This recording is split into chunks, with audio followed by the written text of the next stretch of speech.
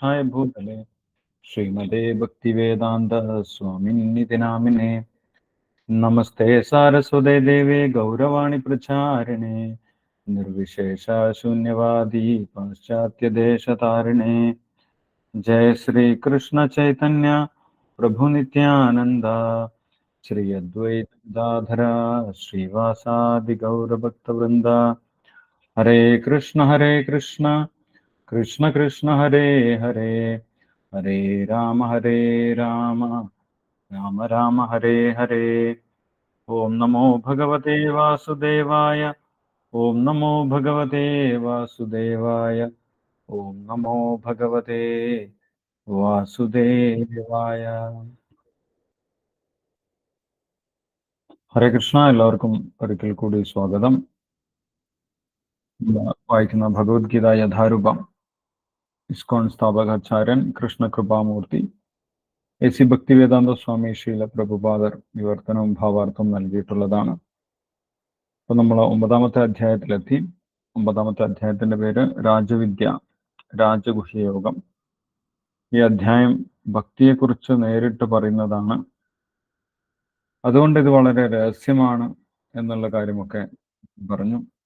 ആ ഭക്തിയോഗത്തിന്റെ പ്രത്യേകതകളെ കുറിച്ചും ഭഗവാൻ കഴിഞ്ഞ ശ്ലോകത്തിൽ 2ാമത്തെ ശ്ലോകത്തിൽ പറഞ്ഞിട്ടുണ്ടായിരുന്നു. രാജവിദ്യ രാജഗുഹ്യം പവിത്രം ഇതമുത്തമം പ്രത്യക്ഷാവഗമം ധർമ്മ്യം സുസുഖം കർത്തുമവ്യയം. ഇത് രാജവിദ്യയാണ്, ഏറ്റവും വലിയ സയൻസ് ആണ്.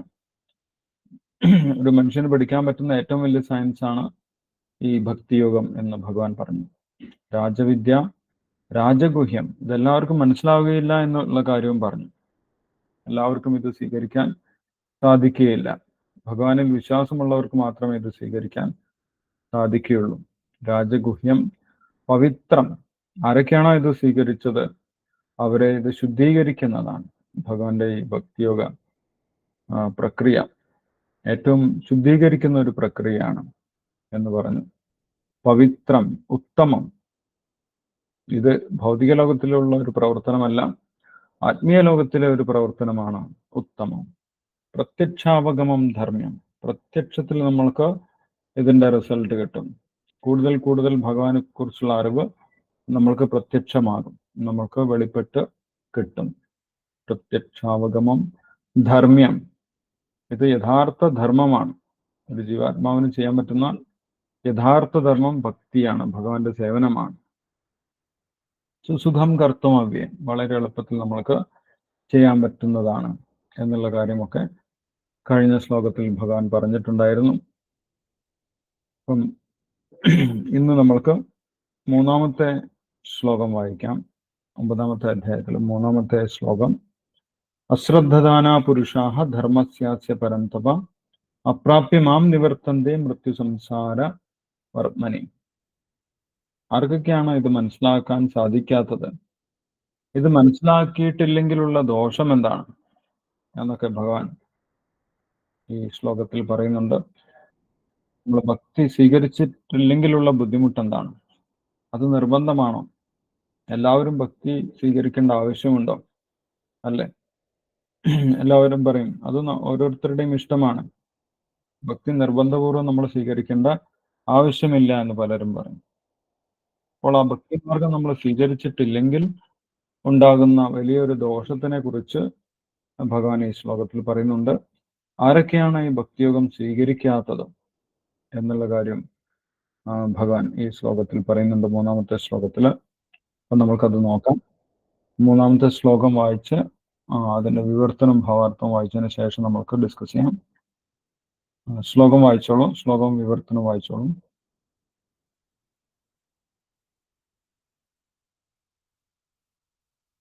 യെസ്, ആരാണ് വായിക്കുന്നത്?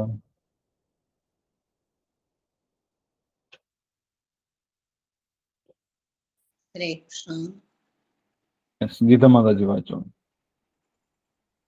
നമോ ഭഗവതേ വാസുദേവായ. അശ്രദ്ധദാന പുരുഷാ ധർമ്മസ്യാസ്യ പരന്തപ അപ്രാപ്യ മാം നിവർത്തന്തേ മൃത്യു സംസാരവർത്തിനി. ഭക്തിയുത സേവനത്തിൽ വിശ്വാസമില്ലാത്തവർക്ക് എന്നെ പ്രാപിക്കാനാവില്ല. ഹേ ശത്രുഞ്ജയ, അതുകൊണ്ട് അവർ ഈ ഭൗതിക ലോകത്തിൽ ജനന മരണങ്ങളുടെ വഴിയിലേക്ക് വീണ്ടും എത്തുന്നു. ഭാവാർത്ഥം: അവിശ്വാസികൾക്ക് ഭക്തിയുതമായ സേവനകർമ്മത്തിൽ ഏർപ്പെടാൻ കഴിയില്ല എന്നാണ് ഈ ശ്ലോകം സ്പഷ്ടമാക്കുന്നത്. വിശ്വാസമാകട്ടെ ഭക്തന്മാരുടെ സമ്പർക്കത്തിൽ നിന്നുളവാകേണ്ടതാണ്. വൈദിക ഗ്രന്ഥങ്ങളിൽ നിന്നുള്ള തെളിവുകളെല്ലാം മഹാത്മാക്കളിൽ നിന്ന് കേട്ടറിഞ്ഞാൽ പോലും നിർഭാഗ്യരായ ജനങ്ങൾക്ക് ഈശ്വരനിൽ വിശ്വാസം ഉണ്ടാവുകയില്ല. സംശയശീലരായ അവർക്ക് ഭഗവത് സേവനത്തിൽ ഉറച്ചു നിൽക്കാൻ സാധിക്കാറില്ല. കൃഷ്ണാവബോധത്തിൽ പുരോഗമിക്കണമെങ്കിൽ വിശ്വാസം അത്യാവശ്യമാണ്. എന്താണ് വിശ്വാസം? ഭഗവാൻ കൃഷ്ണനെ സേവിക്കുന്നത് കൊണ്ട് പരിപൂർണത നേടാൻ കഴിയുമെന്ന ഉറച്ച ബോധം തന്നെ വിശ്വാസം. ഇതാണ് ചൈതന്യ ചരിതാമൃതത്തിന്റെ നിർവചനം. ഇതാണ് ശരിയായ വിശ്വാസം.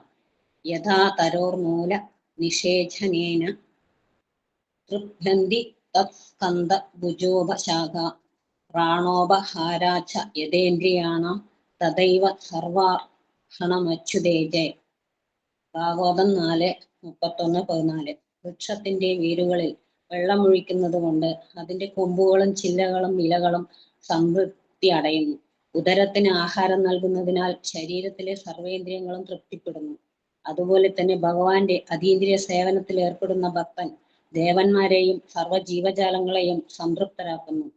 ഭഗവത്ഗീത വായിച്ച ശേഷം ഒരാൾ ഗീതാ സിദ്ധാന്തങ്ങളെ അംഗീകരിക്കണം.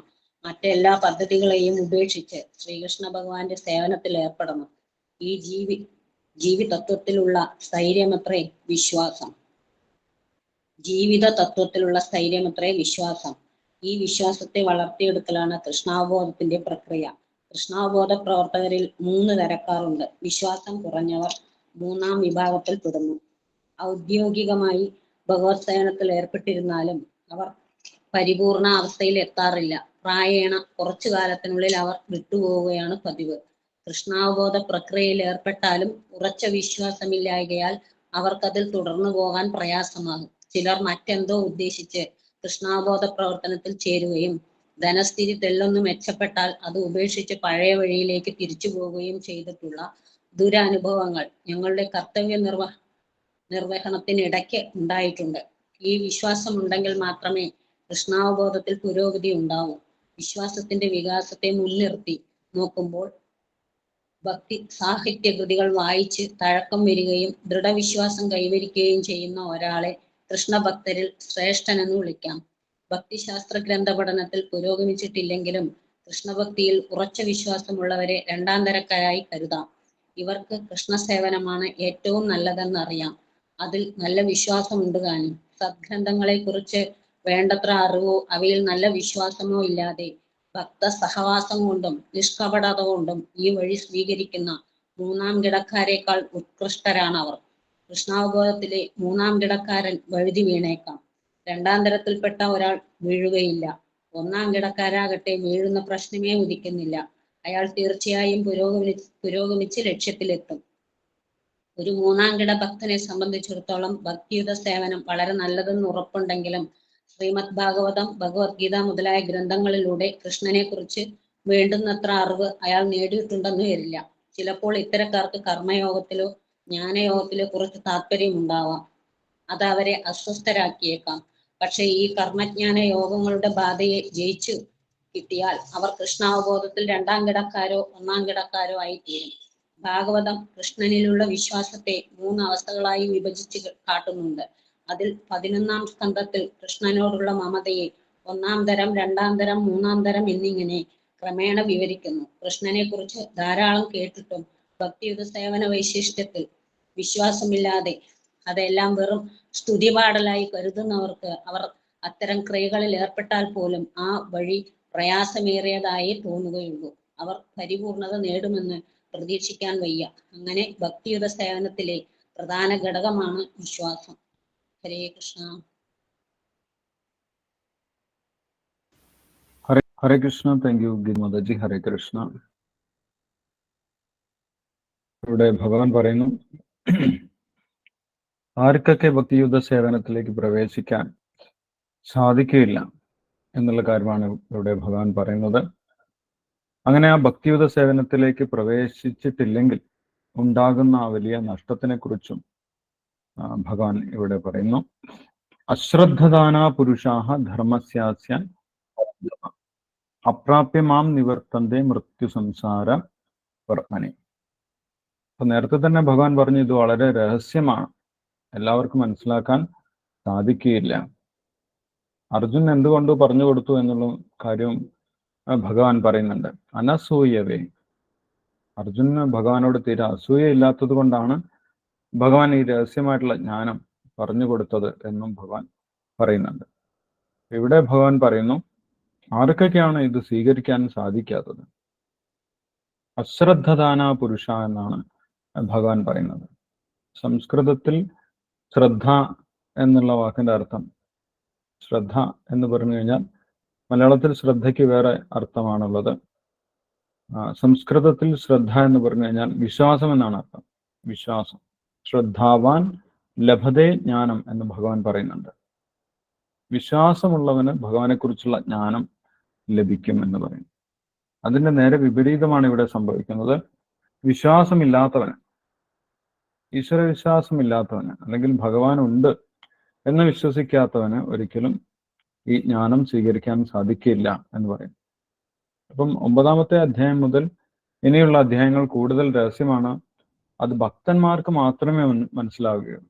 ഇനിയുള്ള അധ്യായങ്ങൾ യഥാർത്ഥത്തിൽ ഭക്തിയോഗത്തിനെ കുറിച്ച് നേരിട്ട് പറയുന്നത് കൊണ്ട് ഭക്തന്മാർക്ക് മാത്രമേ ഇത് അതേപടി സ്വീകരിക്കാൻ സാധിക്കുകയുള്ളൂ. മറ്റുള്ളവർക്ക് ഈ ജ്ഞാനം സ്വീകരിക്കാൻ സാധിക്കുകയില്ല എന്നാണ് പറയുന്നത്.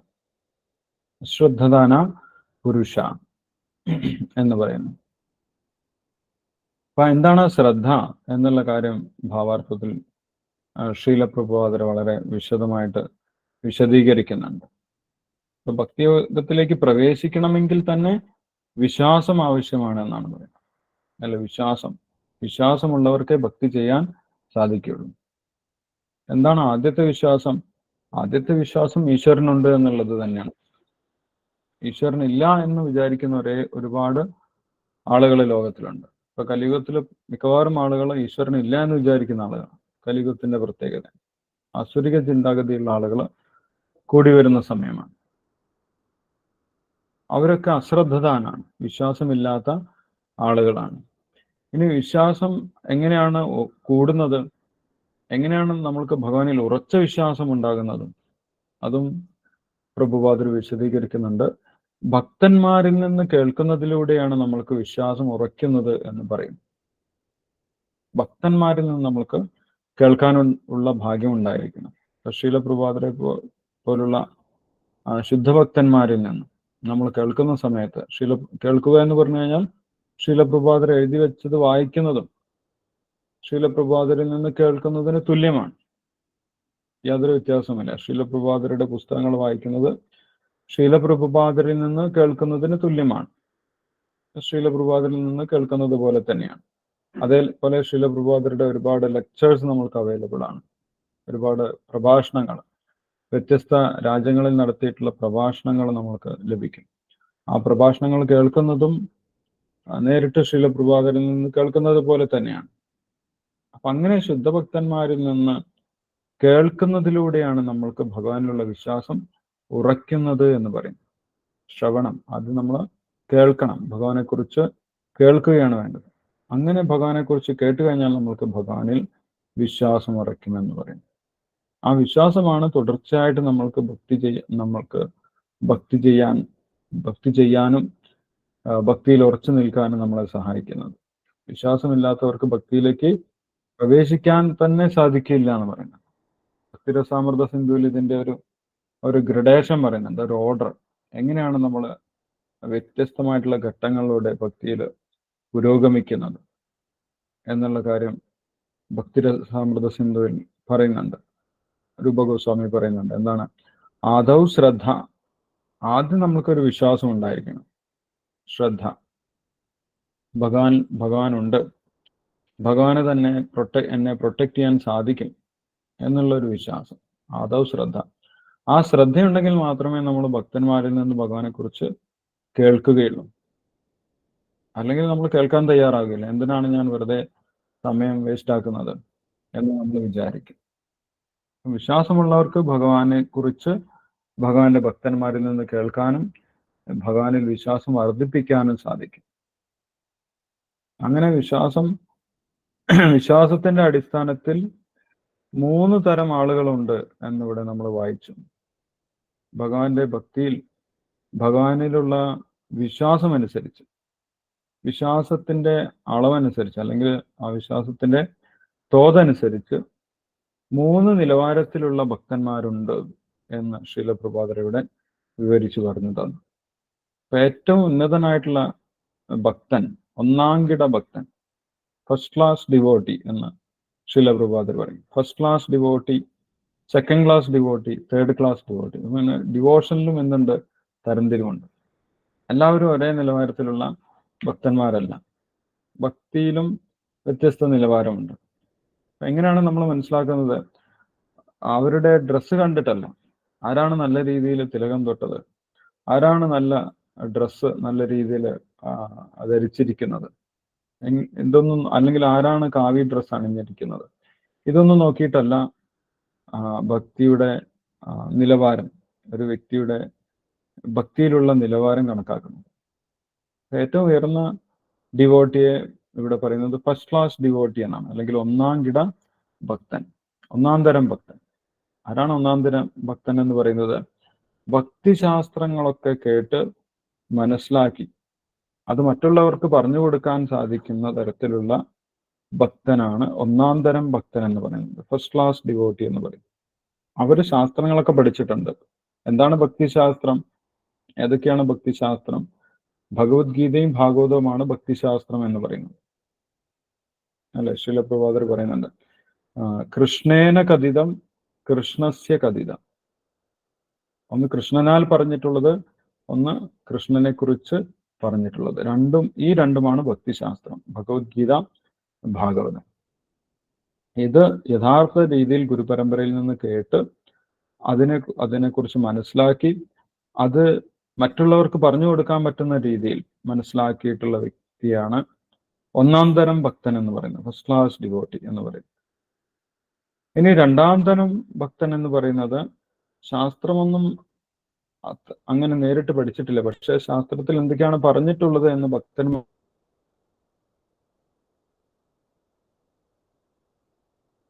നിന്ന് കേട്ട് മനസ്സിലാക്കിയിട്ടുണ്ട്. അങ്ങനെയുള്ള അവർക്ക് ശാസ്ത്രം മനസ്സിലാക്കാൻ സാധിക്കും, പക്ഷെ മറ്റുള്ളവർക്ക് അതേപടി പറഞ്ഞു കൊടുക്കാൻ സാധിക്കും.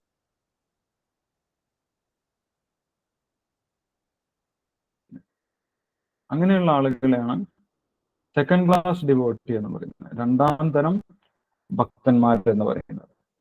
ശാസ്ത്രമൊക്കെ കേട്ട് കഴിഞ്ഞാൽ മനസ്സിലാവും, പക്ഷെ എങ്ങനെയാണ് മറ്റുള്ളവർക്ക്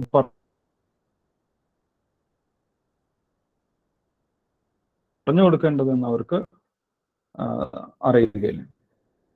അങ്ങനെയുള്ള ആളുകൾ രണ്ടാം തരത്തിലുള്ള ഭക്തന്മാരാണെന്ന് പറയുന്നു.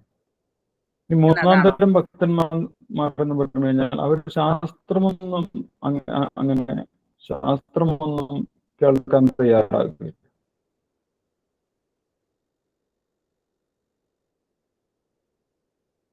അവർക്ക് കേട്ടാൽ പെട്ടെന്ന് മനസ്സിലാവുകയുമില്ല.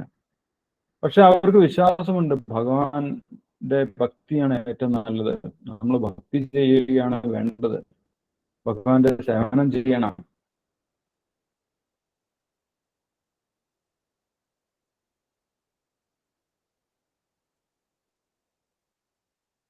യെസ്, ഉത്തമാധികാരി, മധ്യമാധികാരി, അതേപോലെ കനിഷ്ഠാധികാരി എന്ന് പറയുന്നത്. അതിന് വേറെ ഡെഫിനിഷൻസ് ഉണ്ട്. ഇത് വിശ്വാസത്തിന്റെ അടിസ്ഥാനത്തിൽ first class, second class, third class എന്നുള്ള ഡിവോട്ടീസ് ആണ്. അപ്പം സെക്കൻഡ് ക്ലാസ് ഡിവോട്ടീസിന് നമ്മൾ പറഞ്ഞു ശാസ്ത്രം മനസ്സിലാക്കാൻ സാധിക്കും, മറ്റുള്ളവർക്ക് പറഞ്ഞു കൊടുക്കാൻ സാധിക്കില്ല. ഇനി തേർഡ് ക്ലാസ് ഡിവോട്ടീസ്,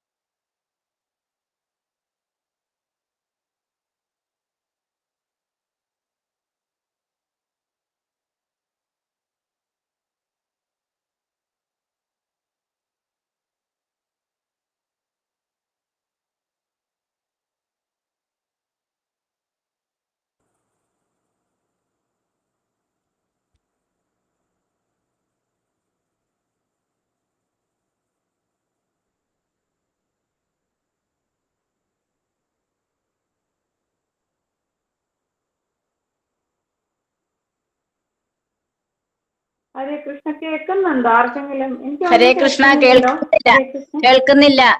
ഹരേ കൃഷ്ണ. നെറ്റ് പോയതാവും. ഹരേ കൃഷ്ണ. ഇപ്പൊ കേൾക്കാമോ? കേൾക്കുന്നുണ്ട് പ്രഭുജി. യെസ്, നെറ്റിന്റെ പ്രശ്നമാണ്. കേൾക്കുന്നുണ്ട്. ഓക്കെ, ഇത് കുറച്ച് ഉള്ളോട്ടുള്ള സ്ഥലമാണ്. കൊല്ലത്ത് ആണ് ഞാൻ ഇരിക്കുന്നത്. നെറ്റിന്റെ പ്രശ്നമുണ്ട്.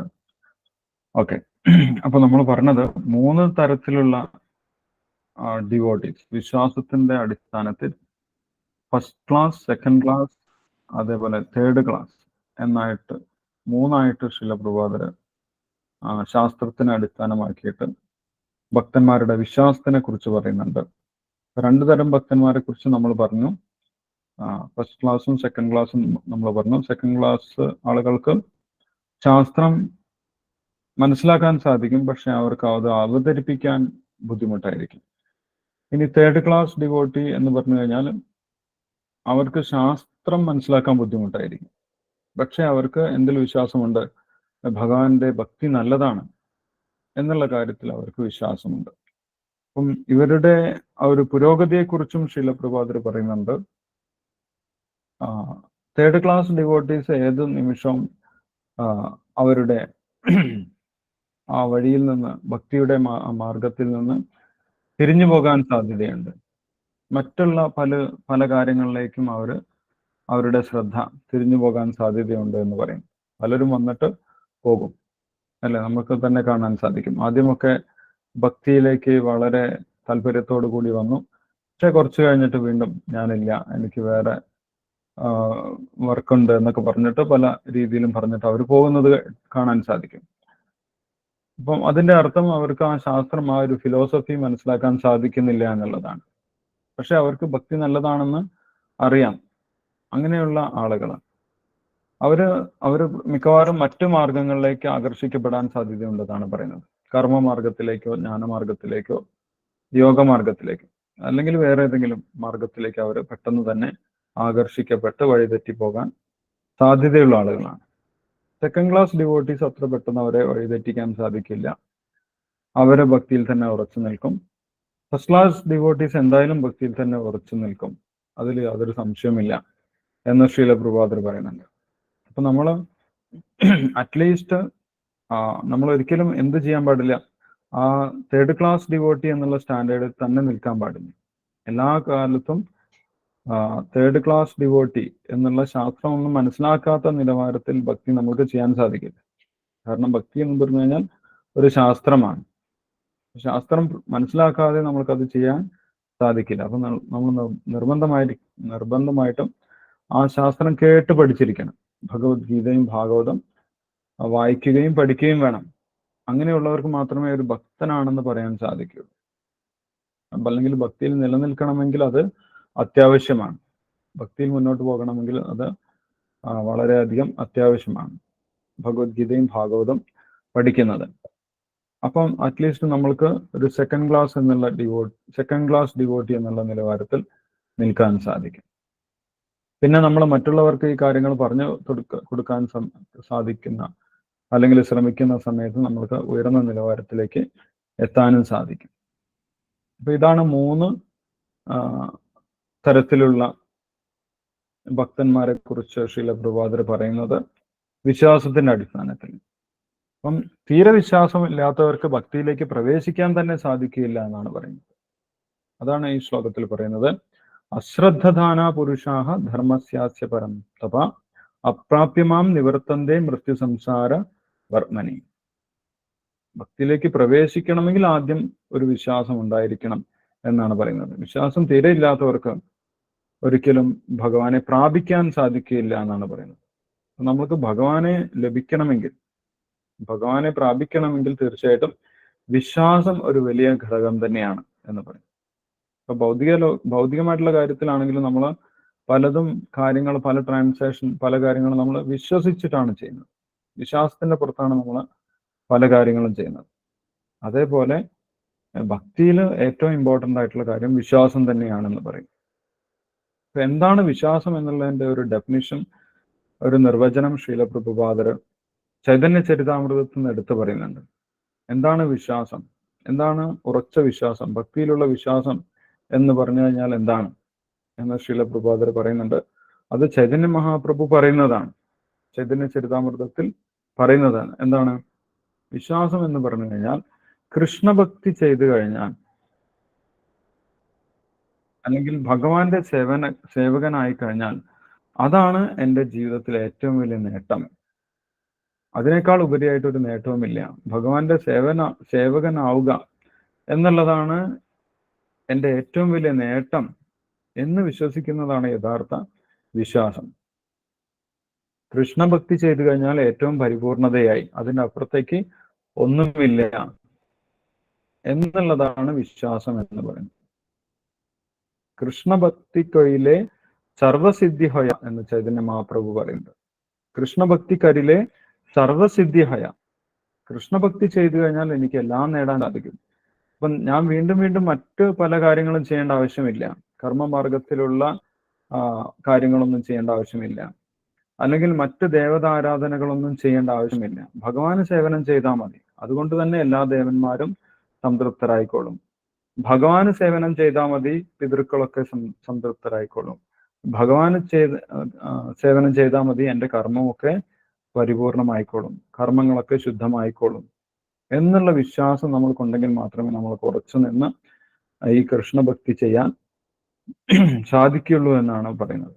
അതാണ് വിശ്വാസം. കൃഷ്ണഭക്തി ചെയ്തു കഴിഞ്ഞാൽ എൻ്റെ ജീവിതത്തിൽ ഏറ്റവും പരിപൂർണമായി എന്ന് വിശ്വസിക്കുന്നതാണ് യഥാർത്ഥത്തിലുള്ള വിശ്വാസം എന്നുള്ളതിൻ്റെ നിർവചനം ചൈതന്യ ചരിതാമൃതത്തിൽ നിന്ന് ശ്രീല പ്രഭുപാദർ പറയുന്നത്. ഇപ്പൊ ഭാഗവതത്തിലും പറയുന്നുണ്ട്, ഭഗവാന്റെ ഭക്തി ചെയ്തു കഴിഞ്ഞാൽ നമ്മൾക്ക് എല്ലാവരും തൃപ്തരാക്കാൻ സാധിക്കും എന്ന് പറയുന്നുണ്ട്. എല്ലാ ദേവന്മാരെയും, പിതൃക്കളെയും, മറ്റുള്ള എല്ലാ ജീവജാലങ്ങളെയും തൃപ്തരാക്കണമെങ്കിൽ എന്ത് ചെയ്താൽ മതി? ഭഗവാന്റെ സേവനം ചെയ്താൽ മതി.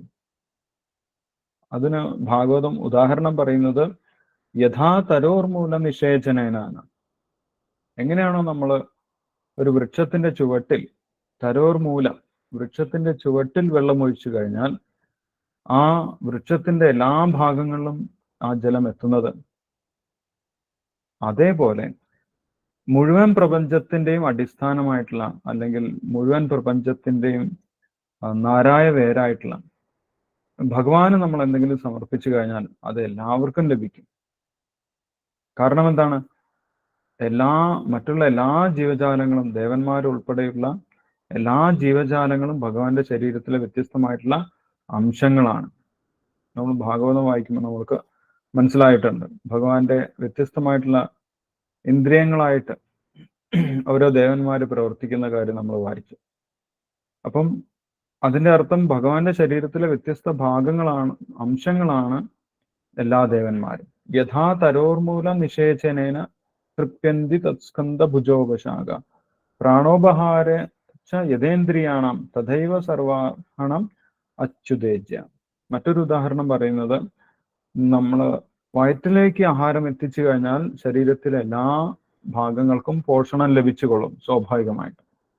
നമ്മൾ വേറെ വേറെ ഓരോ ഇന്ദ്രിയങ്ങൾക്കും പോഷണം കൊടുക്കേണ്ട ആവശ്യമില്ല, അല്ലെങ്കിൽ ഭക്ഷണം എത്തിക്കേണ്ട ആവശ്യമില്ല. എവിടേക്ക് എത്തിച്ചാൽ മതി? വയറ്റിലേക്ക് എത്തിച്ചാൽ മതി. അതേപോലെ ഭഗവാന് സേവനം ചെയ്താൽ മതി, അതുകൊണ്ട് തന്നെ എല്ലാവരും തൃപ്തരായിക്കോളും എന്നുള്ള വിശ്വാസം ഒരു ഭക്തന് തീർച്ചയായിട്ടും ഉണ്ടായിരിക്കണം. അങ്ങനെയാണെങ്കിൽ നമുക്ക് ഉറച്ചു നിന്ന് എല്ലാ സാഹചര്യത്തിലും ഭക്തി ചെയ്യാൻ സാധിക്കും. ഈ വിശ്വാസം ഭക്തിയിൽ മുന്നോട്ട് പോകുന്നതിന് വലിയൊരു അടിസ്ഥാന ഘടകമാണ്, അല്ലെ? ചിലപ്പം നെഗറ്റീവായിട്ടുള്ള എന്തെങ്കിലും കാര്യം സംഭവിക്കുന്ന സമയത്ത് നമ്മുടെ വിശ്വാസം ടെസ്റ്റ് ചെയ്യപ്പെടും. നമുക്ക് യഥാർത്ഥ വിശ്വാസം ഉണ്ടോ ഇല്ലയോ എന്ന് അറിയണമെങ്കിൽ നമ്മുടെ ഭക്തിയുമായിട്ട് മുന്നോട്ട് പോകുന്ന സമയത്ത് എന്തെങ്കിലും നെഗറ്റീവായിട്ട് സംഭവിക്കണം. ആ സമയത്ത് നമ്മുടെ യഥാർത്ഥ വിശ്വാസം, അപ്പോഴും വിപരീതങ്ങൾ സംഭവിക്കുമ്പോഴും നമ്മൾ ഭക്തിയിൽ ഉറച്ചു നിൽക്കുന്നുണ്ടെങ്കിൽ നമ്മൾക്ക് ഉറച്ച വിശ്വാസമുണ്ട് എന്നാണ് അതിൻ്റെ അർത്ഥം. അല്ലെങ്കിൽ നമ്മൾ ഇട്ടേച്ച് പോകും, അല്ലേ? ഭൗതികമായിട്ടൊന്നും നേട്ടമൊന്നും ഉണ്ടാവുന്നില്ല, ഇത്രയും കാലം നാമം ജപിച്ചിട്ടും ഒരു കാര്യവുമില്ല എന്ന് പറഞ്ഞിട്ട് അവരത് ഉപേക്ഷിച്ചു പോകും. അങ്ങനെ ഒരുപാട് പേര് ഉപേക്ഷിച്ച് പോകുന്നതായിട്ട് ശ്രീലപ്രഭാതരുടെ സമയത്ത് തന്നെ ശ്രീലപ്രഭാതർ ഭക്തിയിലേക്ക് കൊണ്ടുവന്നിട്ടുള്ള ഒരുപാട് ശിഷ്യന്മാര് അവര് കുറച്ചു കഴിഞ്ഞ സമയത്ത് മറ്റെന്തെങ്കിലും മാർഗത്തിലേക്ക് തിരിഞ്ഞു പോകുന്നതായിട്ട് ശ്രീലപ്രഭാതർ തന്നെ കണ്ടിട്ടുണ്ട്. ആ കാര്യം ഇവിടെ ശ്രീലപ്രഭാതർ എഴുതി വെച്ചിട്ടുമുണ്ട്, അല്ല? അവർക്ക് എന്തെങ്കിലും നേട്ടം ഉണ്ടാകുന്ന സമയത്ത്, ഭൗതിക നേട്ടത്തിന് വേണ്ടി വന്നതായിരിക്കാം, ഭൗതിക നേട്ടം ഉണ്ടാകുന്ന സമയത്ത് ഇത് മതി എന്ന് പറഞ്ഞിട്ട് അവർ വേറെ മാർഗത്തിലേക്ക് പോകുന്നതായിട്ട് കാണാൻ സാധിക്കും. അതിന്റെ കാരണം എന്താണ്? അവരുടെ ആ വിശ്വാസം അത്ര ഉറച്ചിട്ടില്ല എന്നാണ് അർത്ഥം. അല്ലെങ്കിൽ അവര് ഒരു ഫസ്റ്റ് ക്ലാസ് ഡിവോട്ടി അല്ല, അല്ലെങ്കിൽ ഒരു സെക്കൻഡ് ക്ലാസ് ഡിവോട്ടി അല്ല എന്നാണ് അതിന്റെ അർത്ഥം. അവർ ശാസ്ത്രം പഠിക്കാൻ തയ്യാറാകുന്നില്ല. ഭഗവത്ഗീത, ഭാഗവതം പോലെയുള്ള ശാസ്ത്രം പഠിച്ച് ഡിസ്കസ് ചെയ്യാൻ തയ്യാറാകുന്നില്ല. അങ്ങനെ ശാസ്ത്രം പഠിച്ച് ഡിസ്കസ് ചെയ്താൽ മാത്രമേ നമുക്ക് ഭക്തിയിൽ ഉറച്ച വിശ്വാസം ഉണ്ടാവുകയുള്ളൂ എന്നിവിടെ പറയുന്നുണ്ട്. അങ്ങനെയാണ് നമ്മൾ ഭക്തിയിൽ മുന്നേറുന്നത്. ഇവിടെ പറയുന്നത്, ഈ ശ്ലോകത്തിൽ പറയുന്നത്, മൂന്നാമത്തെ ശ്ലോകത്തിൽ പറയുന്നത് തീരെ വിശ്വാസമില്ലാത്ത ആളുകളെ കുറിച്ചാണ്. ഭക്തിയിലേക്ക് പ്രവേശിക്കാത്ത ആളുകളെ കുറിച്ചാണ് ഇവിടെ പറയുന്നത്. അശ്രദ്ധദാന പുരുഷാഹ ധർമ്മസ്യാസ്യ പരന്തമ. എന്തിലുള്ള വിശ്വാസമാണ്? യഥാർത്ഥ ധർമ്മത്തിലുള്ള വിശ്വാസം. യഥാർത്ഥ ധർമ്മം എന്താണ്? യഥാർത്ഥ ധർമ്മം ഭഗവാന് സേവനം ചെയ്യുക എന്നുള്ളതാണ്, അല്ലെ? ധർമ്മം എന്ന് പറഞ്ഞു കഴിഞ്ഞാൽ മാറ്റമില്ലാത്ത സ്വഭാവം എന്ന് അതിന്റെ നിർവചനം നമ്മൾക്ക് കാണാൻ സാധിക്കും. മാറ്റമില്ലാത്ത സ്വഭാവം, അതാണ് ധർമ്മം എന്ന് പറയുന്നത്. എന്താണ് ധർമ്മം എന്ന് ചോദിച്ചു കഴിഞ്ഞാൽ നമ്മൾക്ക് പറഞ്ഞു കൊടുക്കാൻ സാധിക്കണം. മാറ്റമില്ലാത്ത സ്വഭാവമാണ് ധർമ്മം എന്ന് പറയുന്നത്. അപ്പൊ എന്താണ് മാറ്റമില്ലാത്ത സ്വഭാവം എന്ന് പറഞ്ഞു കഴിഞ്ഞാൽ ഓരോ വസ്തുക്കൾക്കും മാറ്റമില്ലാത്ത അതിന്റെ സ്വഭാവം ഉണ്ടാകും, അല്ലെ? ഇപ്പം പഞ്ചസാര എന്ന് നമ്മൾ കേൾക്കുന്ന സമയത്ത് ആ പഞ്ചസാരയുടെ മാറ്റമില്ലാത്ത സ്വഭാവം എന്താണെന്ന് നമുക്കറിയാം. എന്താണ്? അത് മധുരമുള്ളതാണ്. പഞ്ചസാര എന്ന് പറഞ്ഞു കഴിഞ്ഞാൽ മധുരമുള്ളതാണ്, അതാണ് അതിന്റെ മാറ്റമില്ലാത്ത സ്വഭാവം. ഉപ്പ് എന്ന് പറയുന്ന സമയത്ത് നമുക്കറിയാം അതിന് പുളിപ്പുള്ളതാണ്, അല്ലെങ്കിൽ ആ ഉപ്പിന്റെ രുചിയുള്ളതാണ്, അത് അതിന്റെ മാറ്റമില്ലാത്ത സ്വഭാവമാണ്. അപ്പോൾ ഉപ്പിന്റെ സ്വഭാവം പ്രകടിപ്പിക്കണം, പഞ്ചസാരയുടെ സ്വഭാവം പ്രകടിപ്പിക്കണം, അതതിന്റെ ധർമ്മമാണ്. പഞ്ചസാരയുടെ ധർമ്മം മധുരം എന്നുള്ളതാണ്, ഉപ്പിന്റെ സ്വഭാവം പുളിപ്പ് എന്നുള്ളതാണ്, മുളകിന്റെ സ്വഭാവം എരിവ് എന്നുള്ളതാണ്. അതാണ് അതിന്റെ ധർമ്മം, അല്ലെങ്കിൽ മാറ്റമില്ലാത്ത സ്വഭാവം. അതേപോലെ നമ്മൾക്കും ജീവാത്മാവിനും മാറ്റമില്ലാത്തൊരു സ്വഭാവമുണ്ട്. എന്താണ് ജീവാത്മാവിന്റെ മാറ്റമില്ലാത്ത സ്വഭാവം? അത് ഭഗവാന്റെ സേവനം ആണ്. ഭഗവാന് സേവനം ചെയ്യുക എന്നുള്ളതാണ് നമ്മുടെ മാറ്റമില്ലാത്ത സ്വഭാവം, അല്ലെങ്കിൽ നമ്മുടെ യഥാർത്ഥ ധർമ്മം. അതുകൊണ്ടാണ് ഭഗവാന് സേവനം ചെയ്യുമ്പോൾ നമ്മൾക്ക് ആനന്ദം അനുഭവിക്കുന്നതും ഭഗവാന്റെ സേവനത്തിന് വിപരീതമായിട്ട് നമ്മൾ എന്തെങ്കിലും ചെയ്യുന്ന സമയത്ത് നമ്മൾക്ക് ആകുലതകൾ ഉണ്ടാകുന്നതും, അല്ലെങ്കിൽ ഭയം ഉണ്ടാകുന്നത്, ഉത്കണ്ഠകൾ ഉണ്ടാകുന്നത്. അപ്പം യഥാർത്ഥത്തിൽ നമ്മുടെ ആനന്ദകരമായിട്ടുള്ള അവസ്ഥ, അല്ലെങ്കിൽ യഥാർത്ഥ നമ്മുടെ ജീവാത്മാവിന്റെ സ്വഭാവം എന്ന് പറയുന്നത് ഭഗവാന് ഭക്തി ചെയ്യുക എന്നുള്ളതാണ്. ഭക്തിയാണ് ജീവാത്മാവിന്റെ ധർമ്മം എന്ന് പറയുന്നത്. അതാണ് ഇവിടെ ധർമ്മം എന്നുള്ള വാക്കിന് ശ്രീലപ്രഭാതര വിവർത്തനത്തിൽ ഭക്തി എന്നാണ് വിവർത്തനത്തിൽ കൊടുത്തിട്ടുള്ളത്. ഭക്തിയിൽ വിശ്വാസമില്ലാത്തവർ എന്നാണ്. ഈ ഭക്തിയുടെ സേവനത്തിൽ വിശ്വാസമില്ലാത്തവർക്ക് എന്നാണ് വിവർത്തനത്തിൽ നമുക്ക് കാണാൻ സാധിക്കുന്നത്. അപ്പൊ ധർമ്മം എന്ന് പറഞ്ഞു കഴിഞ്ഞാൽ ജീവാത്മാവിന്റെ യഥാർത്ഥ സ്വഭാവമാണ്. ധർമ്മം എന്ന് പറഞ്ഞു കഴിഞ്ഞാൽ ജീവാത്മാവ് ചെയ്യേണ്ട ഭക്തിയാണ്. ഭഗവാന്റെ ഭക്തിക്കാണ് ഇവിടെ ധർമ്മം എന്നുള്ള വാക്കുകൊണ്ട് ഉദ്ദേശിക്കുന്നത്. അതാണ് സനാതന ധർമ്മം. നമ്മുടെ മാറ്റമില്ലാത്ത ധർമ്മം എന്താണ്? ഭഗവാന് സേവനം ചെയ്യുക എന്നുള്ളതാണ്. അപ്പോൾ ആ ഭഗവാന്റെ സേവനത്തിൽ വിശ്വാസമില്ലാത്തവർക്ക് ഒരിക്കലും ഭഗവാനെ പ്രാപിക്കാൻ സാധിക്കില്ല എന്നാണ് പറയുന്നത്. ഭക്തിയിലൂടെ അല്ലാതെ നമ്മൾക്ക് ഒരിക്കലും ഭഗവാനെ സമീപിക്കാൻ സാധിക്കുകയില്ല. അതാണ് ഇവിടെ പറയുന്നത്. അപ്രാപ്യമാം നിവർത്തന്തെ. അപ്രാപ്യം, ഭഗവാനെ പ്രാപിക്കാൻ സാധിക്കില്ല. ഭഗവാനെ കുറിച്ച് മനസ്സിലാക്കാനും സാധിക്കില്ല. ഭഗവാനെ കുറിച്ച് മനസ്സിലാക്കാൻ സാധിച്ചിട്ടില്ലെങ്കിൽ എന്താണ് പ്രശ്നം?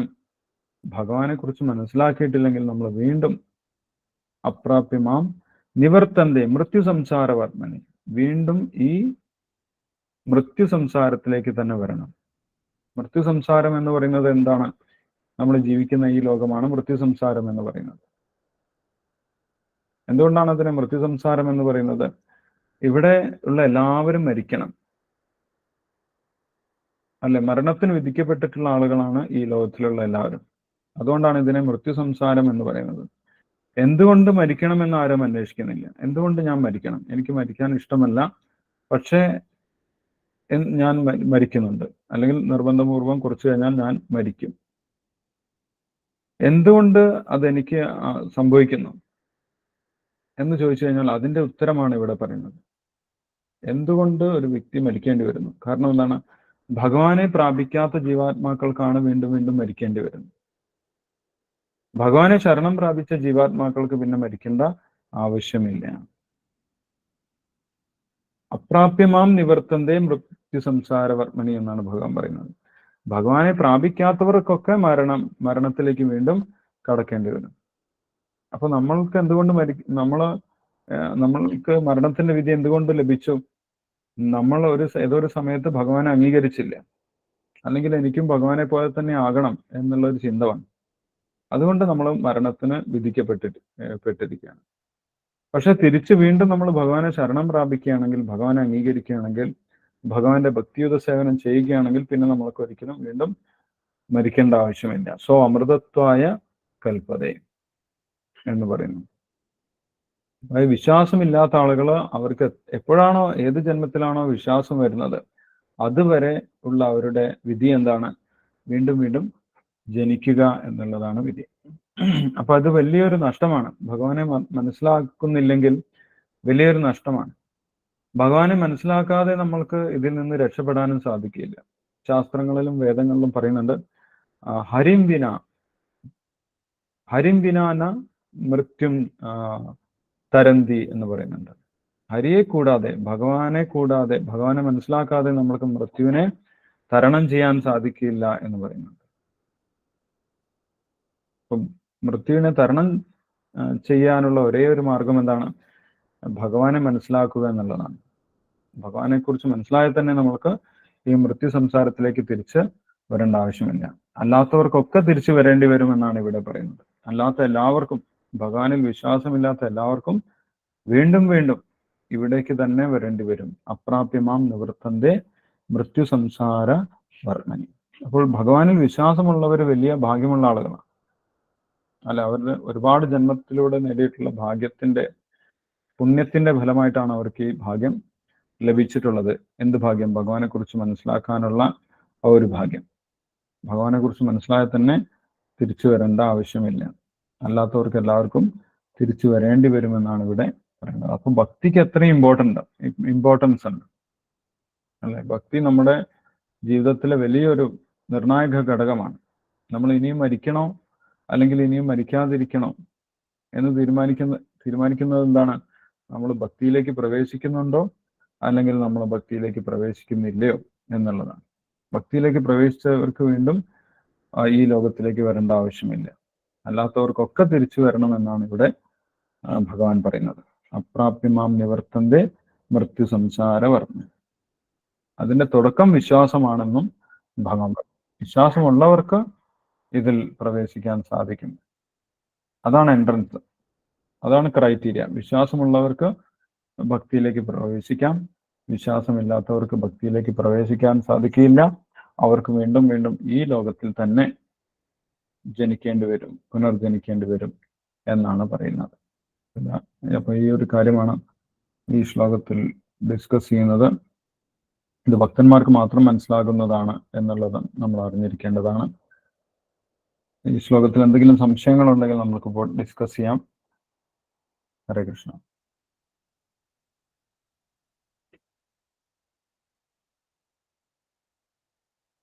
ഇപ്പോൾ വായിച്ചതിൽ എന്തെങ്കിലും സംശയമുണ്ടോ? ശ്രദ്ധ എന്ന് പറഞ്ഞു കഴിഞ്ഞാൽ എന്താണെന്ന് മനസ്സിലായോ? ശ്രദ്ധയുടെ നിർവചനം എന്താണ് പറയുന്നതെന്ന് മനസ്സിലായോ? വിശ്വാസം. യെസ്, ആ വിശ്വാസം എന്താണെന്നും വിശദീകരിച്ചിട്ടുണ്ടായിരുന്നു അല്ലെ. കൃഷ്ണഭക്തി ചെയ്തു കഴിഞ്ഞാൽ എൻ്റെ ജീവിതത്തിൽ പരിപൂർണത നേടാം. എൻ്റെ ജീവിതത്തിന്റെ പരിപൂർണത കൃഷ്ണഭക്തി ചെയ്യുക എന്നുള്ളതാണ്. അതാണ് യഥാർത്ഥത്തിലുള്ള വിശ്വാസം. അപ്പൊ ആ കാര്യം നമ്മൾ മനസ്സിലാക്കേണ്ടതാണ് ഈ ശ്ലോകത്തിൽ നിന്ന്. ഓക്കെ, ഹരേ കൃഷ്ണ. യെസ്, ഇനി മുതൽ ഭഗവാന്റെ വ്യത്യസ്തമായിട്ടുള്ള ശക്തികളെ കുറിച്ചും ഭഗവാന്റെ ഭക്തി എങ്ങനെയാണ് ചെയ്യേണ്ടത് എന്നതിനെ കുറിച്ചൊക്കെ പറയുന്നുണ്ട്. അത് നമ്മൾ അടുത്ത ശ്ലോകങ്ങളിലാണ്, നമ്മൾക്ക് അടുത്ത ദിവസം വായിക്കാം. ഇപ്പൊ നമ്മൾക്ക് ശ്ലോകം ചെല്ലാം. വേറെ സംശയമൊന്നുമില്ലെങ്കിൽ ആരാണ് ചെല്ലുന്നത്? ഹരേ കൃഷ്ണ പ്രഭു. ശ്രീദേവി മാതാജി ചൊല്ലിക്കോളൂ. ഹരേ കൃഷ്ണ. ദണ്ഡവത് പ്രണാം. ഓം അജ്ഞാന തിമിരാന്തസ്യ. ഹരേ കൃഷ്ണ. ഓം അജ്ഞാന തിമിരാന്തസ്യ ജ്ഞാനാഞ്ജന ശലാകയ ചക്ഷുരും യലിതം യേന തസ്മൈ ശ്രീ ഗുരുവേ നമഃ. നമഃ. ഓം വിഷ്ണുപാദായ കൃഷ്ണ